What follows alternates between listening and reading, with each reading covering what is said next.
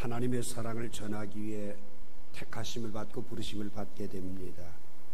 근데 하나님 복음을 전하는데 호세아에게, 싱글인 호세아에게 아주 믿음 좋고 사명 있는 여자를 붙여주셔서 그 사역을 힘있게 하셔야 되는데 정반대의 방법으로 세상에서 가장 막 굴러먹고 몸을 파는 여성인 고멜을 지명해서 아내로 맞이하라고 합니다.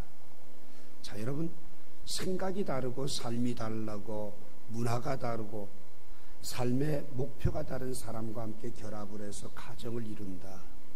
글쎄요, 일시적으로 사랑하면 가능할 수 있을는지는 몰라도 그들은 그들의 만남을 통해서 사사건건 부딪히고 아파하게 되죠. 그러다가 덜렁 애를 낳게 됩니다. 아이를 낳고 아이 때문에 살아가지만 그 아이 때문에 살아가는 그 삶이 얼마나 유지될 수 있을까요? 참고 양보하고 인내하지만 견디다 못한 고멜은 집을 뛰쳐나가 버리고 맙니다. 그러자 호세아는 잘됐다, 그냥 마음 편하게 살자, 이러고 살아갈 수 있는데도 불구하고 하나님은 또다시 그를 값을 지불하고 사오라고 합니다.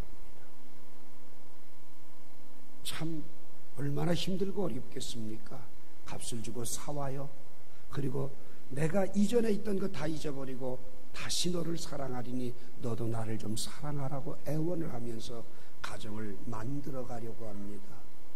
자, 여러분, 왜 하나님은 복음을 전하는 사역자에게, 하나님의 메시지를 선포하는 선지자에게 이런 가정이라고 하는 걸 통해서 아파하게 하고 힘들어하게 하고 눈물 흘리게 하고 괴로워하게 하면서 그 사역을 감당하게 할까요?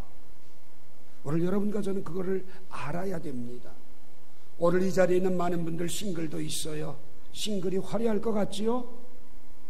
그리고 가정을 영위한 사람들이 있어요. 너 아니면 못 살겠다고 핑크빛 무드에 빠져서 가정을 만들었지만 웃고 행복하고 기뻐하며 즐거워하며 살아갈 수 있는 날들보다는 서로 부딪히고 아파하고 서로 상처를 주고 괴로워하면서 고통을 느끼며 살아가는 날들이 훨씬 더 많다는 거죠. 그러한 가정이라고 하는 울타리를 통해서 하나님은 도대체 무엇을 원하시기에 그런 아픔 속에서 사역을 맡기시고 그런 아픔 속에서 일들을 하게 하실까라고 하는 부분입니다. 딱 한 가지입니다. 신앙의 대물림, 영적인 대물림을 위해서 그리하신다고 하는 사실입니다. 여러분 한번 생각해 보십시오. 오늘 여러분과 제가 세상의 빛과 소금으로서 살아가야 될 우리들의 삶의 모습에서 가정이라고 하는 한 구성 안에서 그러한 하나님의 신앙의 대물림을 하지 못한다고 하면 그건 정말 비극이라고 하는 사실입니다. 오늘 보면 13절 말씀에 보게 되면 에브라임이 나옵니다. 에브라임은 바로 요셉, 야곱의 11번째 아들인 요셉의 두 아들 가운데 막내입니다. 그런데 이 에브라임은 야곱이 와서 요셉의 두 아들을 축복할 때에 므낫세에게 오른손을 얹지 아니하고 에브라임에게 얹고 왼손은 므낫세에게 얹혀 어그막 껴짐에 축복을 받았던 사람이기도 합니다. 에브라임이란 이름의 뜻은 두 배의 과일이란 뜻입니다. 다시 말하자면 야베스처럼 하나님 앞에는 귀중한 사람이요, 특별한 사람이요, 사랑받는 사람이요, 하나님 보시기에 아름다운 사람이라고. 오늘 이 자리에 있는 여러분들, 하늘의 많은 별과 같이 바다의 모래알같이 많은 인생들 가운데 여러분과 제가 선택받고 하나님 앞에 구원받은 자녀가 됐다는 이야기는 에브라임과 같이 하나님 보시기에 특별한 존재요, 아름다운 존재요, 소중한 존재요, 반드시 여러분과 저를 통해서 하나님은 그 뜻을 펼치기를 기대하고 계신다는 것을 명심하시기 바랍니다. 이러한 특별한 존재를 통해서 하나님의 계획은 뭘까요? 영적인 되물림, 신앙의 명문가를 이루어가는 것을 하나님은 몹시도 원하시는데, 오늘 13절, 14절, 15절의 말씀을 보게 되면 신앙의 되물림이 끊어져 버리고 마는 것을 발견하게 됩니다. 오늘 하나님은 남들보다 특별하게 사랑하시고 두 배의 축복을 주시면서 신앙의 되물림을 통하여 그의 나라를 확장해 가기를 원하시는데, 도대체 여러분과 저는 무엇 때문에 그 신앙의 되물림을 끊어버리고 있는지를 깨닫고 발견하게 되어야 된다는 거지요. 오늘 본문 13절 말씀 보게 되면 내가 보건대 에브라임은 아름다운 곳에 심긴 두로와 같으나 그 자식들을 살인하는 자에게로 끌어내리로다라고 말씀을 합니다. 여러분, 아이들을 낳고 기르다 보면요, 너무 이뻐요. 교회 안에 아기들을 보게 되면 우리 자매들이나 우리 성도들이 이뻐갖고 어쩔 줄 몰라 하고 예뻐하지요. 그런데 이렇게 아름답고 이쁜 아기가 어느 정도 자라서 나이가 먹어가면서 성장 과정이 오게 되면요, 하지 말라는 짓만 골라서 합니다. 미운 짓은 사서 합니다. 건강하게 자라주고 나를 닮아가고 성장하고 변하는 모습을 보면 아름다워야지 되는데, 그런 성장 과정 속에서 하는 짓이 밉고, 공부를 하지 않아 밉고, 말을 듣지 않아 밉고라는 단어들이 어느 그 아이들에게 적용이 되고 있다는 거죠. 여러분, 오늘 기억하십시오. 하나님은 여러분과 저를 아름답다고 하시면서 내가 미운 짓 할 때마다 밉다고 때리시고, 잘못한다고 징계하시고, 삐뚤어졌다고 정말 다시는 용서하지 않겠다라고 하시면서 등 돌리시는 분이 아닙니다. 하루를 천년같이, 천년을 하루같이 제자리에 돌아올 것을 기다리며 그냥 끝없이 사랑하고 계신다는 거예요. 다 이루고 계신다는 거예요. 반드시 성장 과정 속에서 제자리에 오고 말 것이다라는 거예요. 그걸 기대하고 있고 바라보고 있다는 겁니다. 여러분, 이런 생각 한번 해보십시오. 말 안 듣고 속상하게 정말 부모의 마음을 괴롭히는 자녀가 있는데 그 아이가 갑작스럽게 회복 불가능한 병이 들었다고 한번 생각해 보세요. 병상에 누워있는 아이를 바라보면서 미워하던 부모는 금방 마음이 바뀌어서, 그래, 미안해, 그냥 사람한다오, 이대로라도 좋으니까 사람한다오라고 절규하면서 눈물 흘리는 것이 바로 부모의 마음 아닐까요? 얼마나 간사합니까, 여러분? 하나님께서 오늘 여러분과 저를 향한 모습이 내가 보건대 에브라임은 아름다운 곳에 숨긴 두로와 같다. 하나님이 보니까 너무 아름답다. 그 아름다움을 받고 아름다움을 먹고 아름다움 속에 자란 내가 왜 내 자식들을 살인자로 끌어내리고 있느냐라고 책망하고 있습니다. 이 무슨 말입니까? 분명히 신앙의 대물림이 끊어지도록 살아가고 있다는 겁니다. 신앙의 대물림이 끊어지도록 살아가고 있는 그 모습이 과연 무엇일까?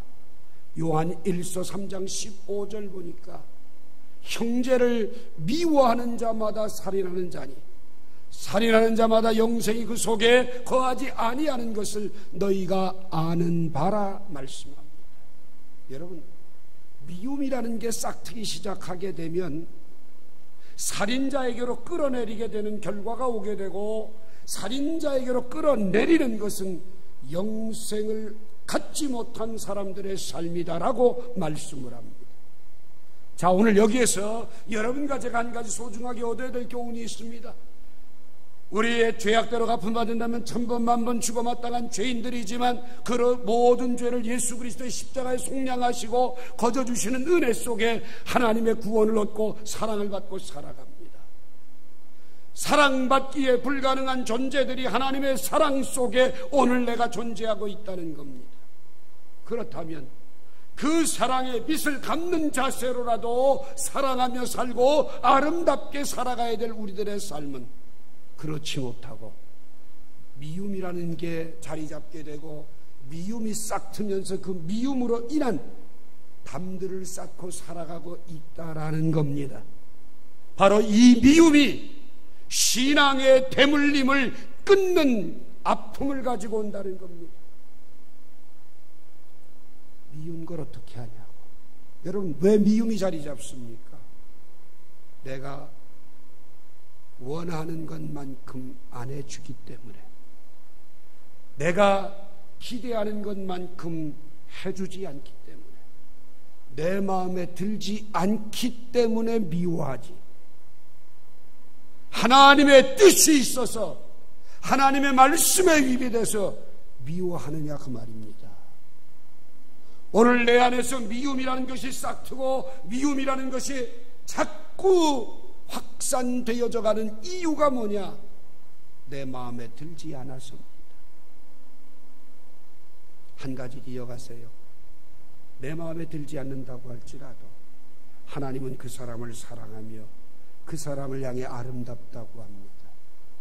하나님이 아름답다고 하는 그 사람을 나는 미워할 만한 자격도 없고 미워할 만한 이유도 없다라고 하는 겁니다.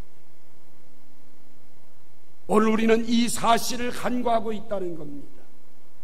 여러분, 서로 남녀가 만나서 가정을 이룰 때에 사랑만 할까요? 일평생 100년 가약을 맺고 서로 행복하고 사랑해 하면서 핑크빛으로 사는 삶은 시간으로 따져보면 3개월이 되지 않는다고 합니다. 50년을 산다 그러면 석 달 빼놓고 49년 9개월을 미움과 서먹한 관계, 불편한 관계 속에 살아갑니다. 그럼에도 불구하고 하나님은 왜 가정이라고 하는 것을 통해서 그의 나라를 확산시키기를 원하실까요? 바로 이것을 여러분과 제가 깨달으면 행복한 가정이 될 수 있고요, 신앙의 명문가를 만들 수가 있다는 겁니다. 상대가 미워질 때 미움을 뛰어넘어서 사랑할 수 있는 마음, 하나님이 보는 눈으로 저 사람을 보게 해주시고, 하나님의 기대로 저 사람을 보게 하시고, 하나님의 기대로 자녀를 보게 하시고, 하나님의 생각으로 가정의 구성원들을 볼 수 있도록 해달라고 나를 만들어가는 것, 나를 세워가는 것, 이것이 신앙의 대물림이라고 하는 겁니다. 여러분, 다음 들어가 보시면 김현주의 일상톡톡이라고 하는 기사가 올라와 있을 겁니다. 거기에 보게 되면 부부가 모여 부모가 막 싸워요. 너무 싸워서 그게 싫어서 가정을 나가서 따로 살림을 차리고 살아가는 자녀들의 이야기입니다. 그런데 이 부부가 너무 싸워서 함께하기 싫어서 뛰쳐나왔는데, 뛰쳐나온 이 자녀가 정말 뛰쳐나와서 새로운 어떤 삶을 살아갈 때 사랑하는 삶을 살아가느냐? 72%가 그렇게 살면 안 되는데 하면서 부모와 똑같은 삶을 살아가고 있다는 겁니다. 무슨 말인고 하니, 신앙의 대물림이라고 하는 큰 사명을 망각하고 내 생각대로 내 편한 대로 살아가고 표현한다면 결국 그 가정은 무너지게 되고 영적인 흐름은 끊어져 버리고 만다는 것이 바로 오늘 본문이 여러분과 제게 주는 교훈이라는 겁니다. 오늘 이 시간 기억합시다. 아름다움을 찾지 못하는 사람들은 그 아름다움을 만들려고 온갖 노력을 다하지만 결국 그것은 살인자에게로 끌어내는 결과가 되어버리고요, 하나님의 지으신 아름다움을 알고 사랑하며 살아가기를 희망하는 신앙의 사람들은 어디에서나 신앙의 대물림을 이어갈 수 있다라고 하는 겁니다.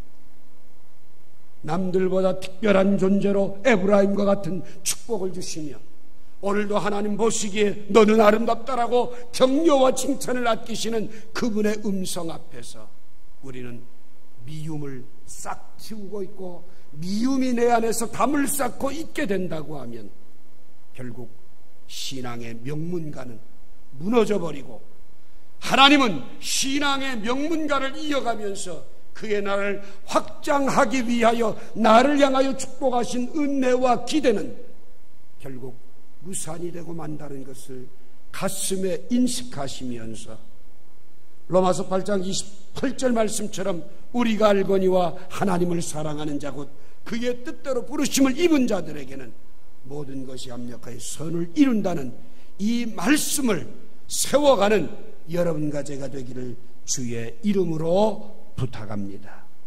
두 번째로 14절 보면 여호와여 그들에게 주소서 무엇을 주시려 하나이까 아이되지 못하는 태와 젖없는 유방을 주시옵소서. 자, 여러분, 오늘 이 말씀은 내 마음에 들지 않는 사람들을 위해 기도를 하는데 복되게 기도하지 않고 축복하지 아니하고 정반대로 기도한다는 겁니다.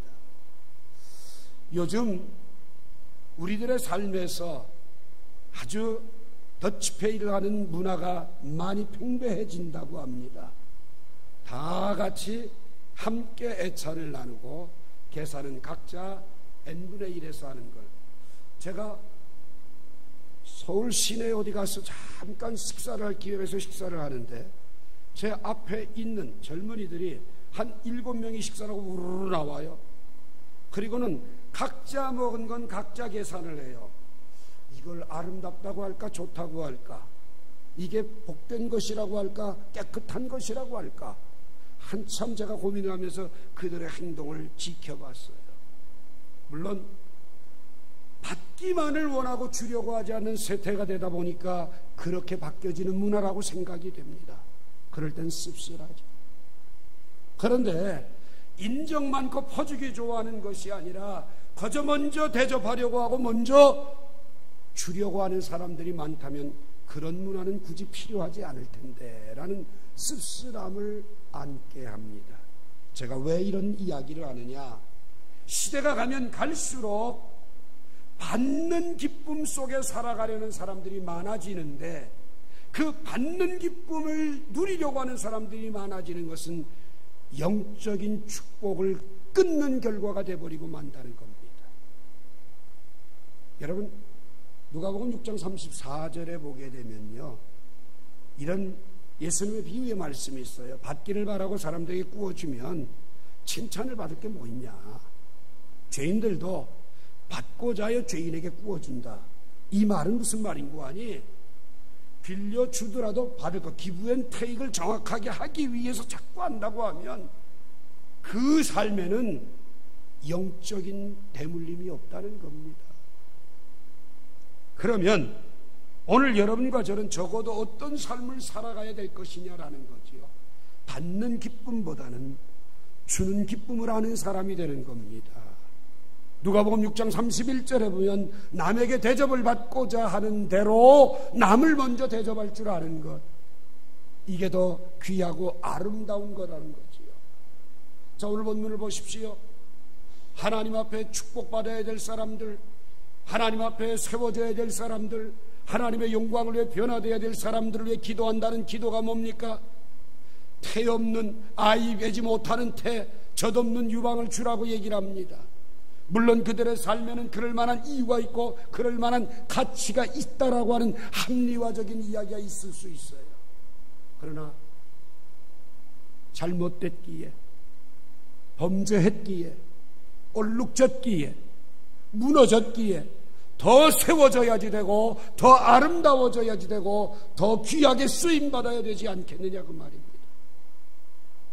상한 갈대를 꺾지 않고 꺼져가는 등불을 꺼지 않는 하나님 앞에서 상한 갈대마저 꺾어버리고 부러뜨려버리는 절단난 인생의 삶 속에서 우리는 나도 모르게 답습되어져 가고 있다는 거지. 오늘 이 시간 저는 여러분에게 부탁합니다. 받는 기쁨보다는 주는 기쁨을 아시길 바랍니다. 주는 기쁨 속에 살아가는 삶이 되시길 바랍니다. 왜냐하면 그것이 신앙의 대물림의 중요한 요소이기 때문에 그렇습니다. 만나는 사람들에게 축복하세요. 믿지 않거든 믿는 가장 뛰어난 믿음의 사람이 되도록 축복하세요. 잘못하고 범죄한 것 보거든 그것이 변하여서 더 하나님 앞에 부재하며 아름답게 살아가는 삶이 되도록 에베소 4장 24절 이하의 말씀과 같은 기도가 우리들에게 필요하지 않겠습니까? 우리는 축복하는 자로 선택받은 사람들. 자녀들을 보거든 축복하세요. 형제들을 보거든 축복하세요. 직장 동료들을 보거든 축복하세요. 행여 마음속으로라도 저 인정머리 없는 것, 젖 없는 유방과 태 없는 아이 되지 못하는 태를 주라고 하는 비난 섞인 저주와 비슷한 그러한 마음들은 우리의 생각 속에서라도 배제되어져야 된다라고 하는 사실입니다.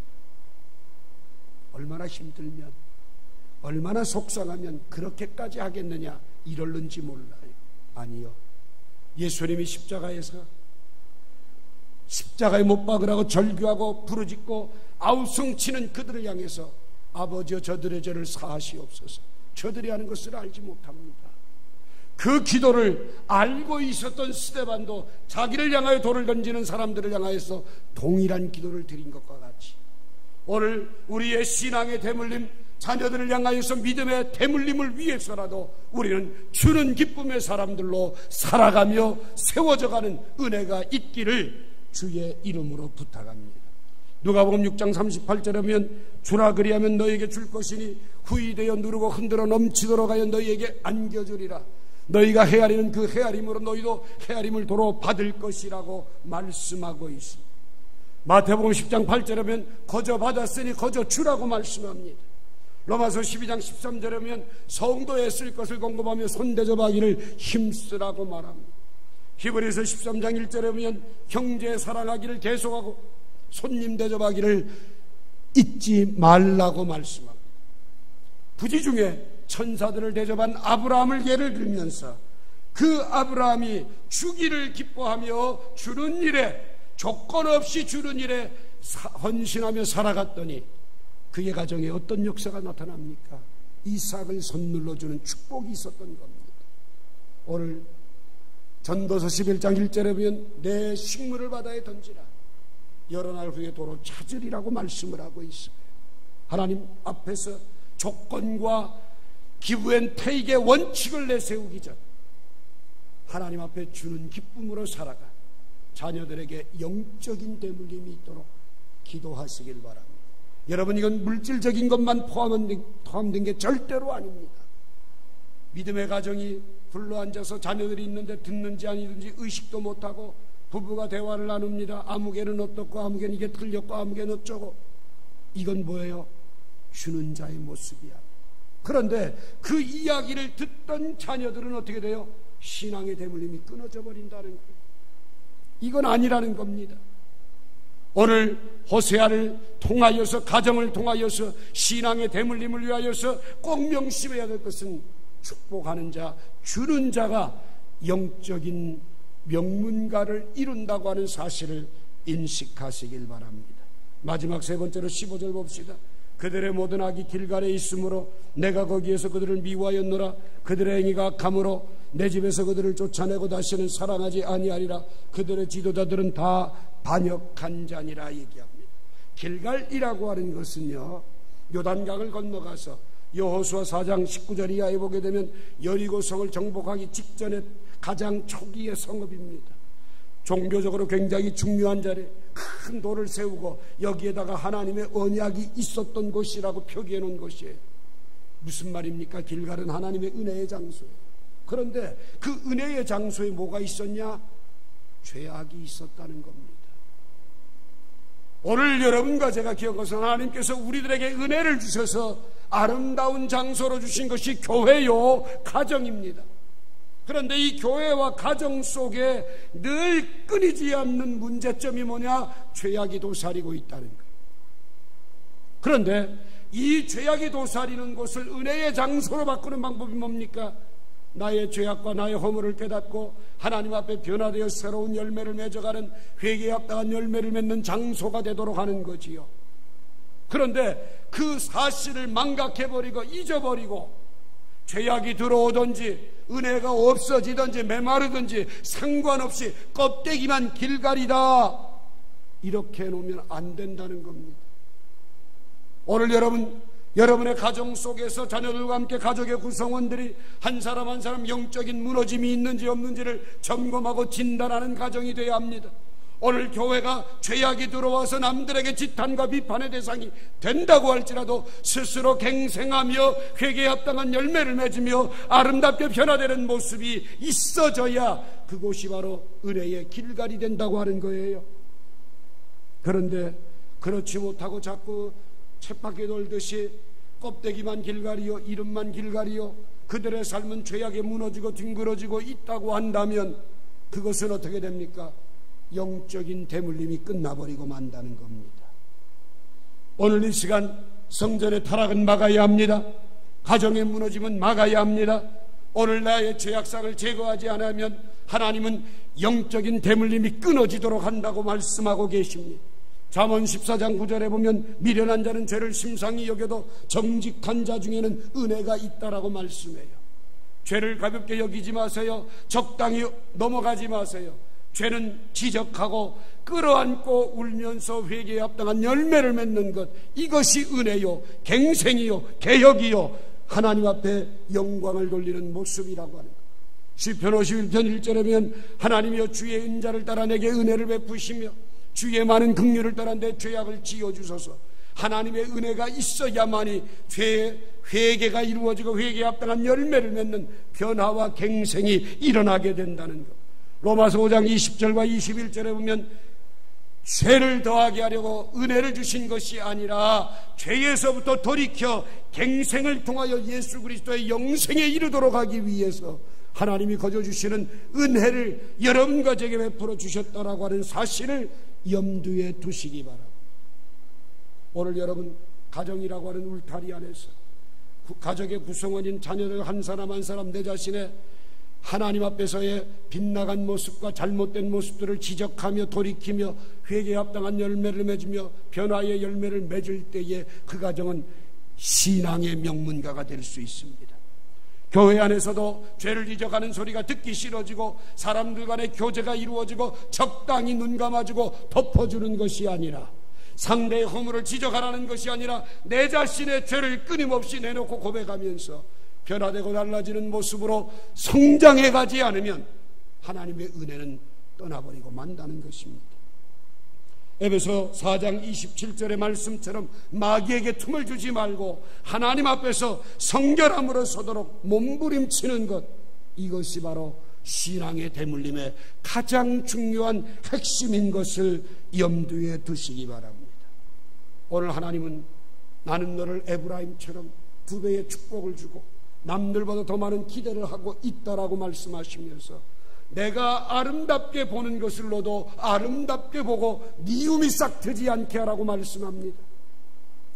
받는 기쁨을 던져버리고 주는 기쁨 속에서 진정 축복의 사람으로 하나님 앞에 복의 근원답게 살아갈 것을 부탁하고 계십니다.